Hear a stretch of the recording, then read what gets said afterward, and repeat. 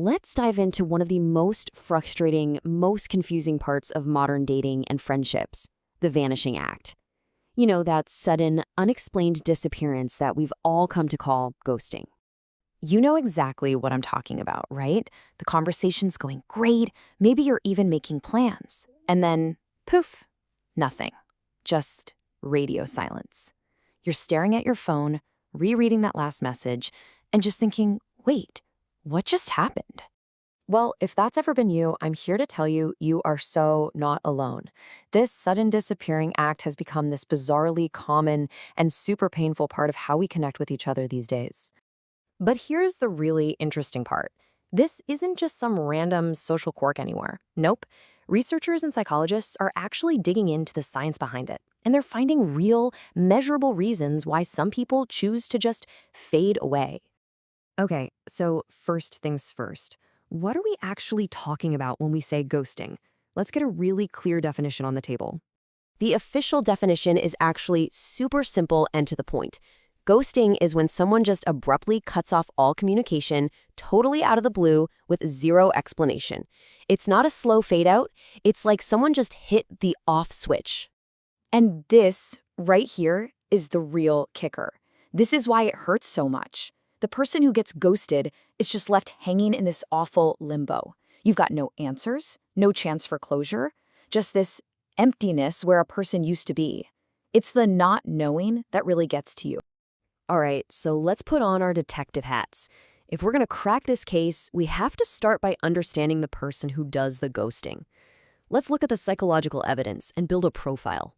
So it turns out researchers have found two major clues. First, there's something called our attachment style. It's basically the blueprint for how we connect with others, and it's formed way back in our childhood.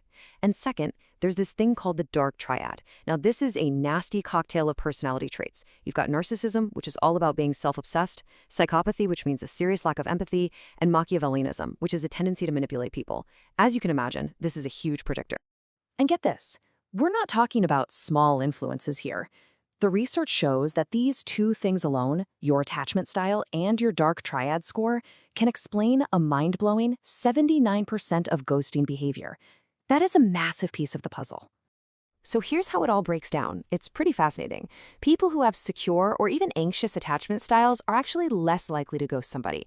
You know, they either feel good about communicating directly or they're too worried about the connection to just cut it off. But, and this is the key, people who score high on those dark triad traits, they are way, way more likely to ghost. And why? Well, because their lack of empathy means they literally don't care about your feelings, and their narcissism means that as soon as you stop being useful to them, you're just gone. Okay, so we've looked at the who. Now let's talk about the what. What does this actually do to the person who gets left behind in the dark? Let's examine the fallout. Wow, I mean, just look at these numbers. They really speak for themselves.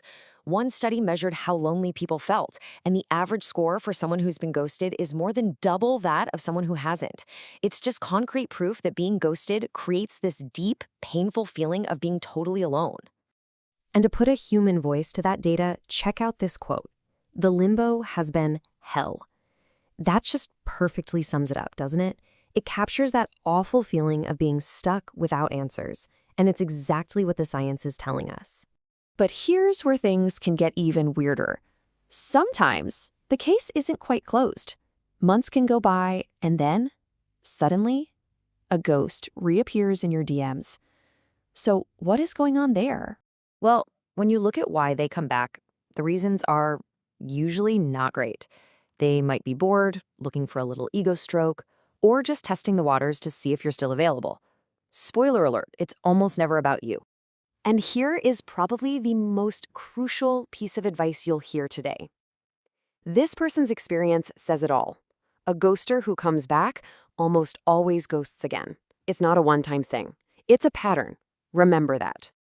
So, the million-dollar question, what do you do if a ghost drifts back into your life? This is the most important part. How do you respond? And more importantly, how do you find your own closure? The first rule is simple. Just pause. Do not fire back a text on pure emotion. Take a breath, read what they sent. Is it a lazy hey, or is there some real substance? And then if you decide to reply, keep it cool. A calm, low-emotion response keeps you in the driver's seat. Okay, here's a fantastic option. This text isn't really for them, it's for you. You're not asking a question, you're making a statement. You are closing the loop yourself. You're taking your power back. Now, what if you're maybe kinda sorta open to reconnecting? This is your move. You say you're interested, but you immediately set a clear boundary. You're basically saying, here are my terms. It puts the ball right back in their court. And you know what? Sometimes you just need to say how you feel. This text does that perfectly. It's direct, it's honest, and it uses I statements, so it's not an attack. It's just a simple, powerful statement about how their actions landed. But what is the most powerful response of all? It might surprise you. Often, it's just nothing. Silence. And not replying isn't about playing games. It's a form of self-respect. It's you saying, my piece is more valuable than your lame, late explanation. You owe them absolutely nothing. And that really brings us to the final question to leave you with. If that notification pops up on your phone from a ghost from your past, just ask yourself this one thing. What do you really want here? Are you hoping to actually reconnect, or are you just looking for the closure that they never bothered to give you? Your answer to that question will tell you everything you need to know.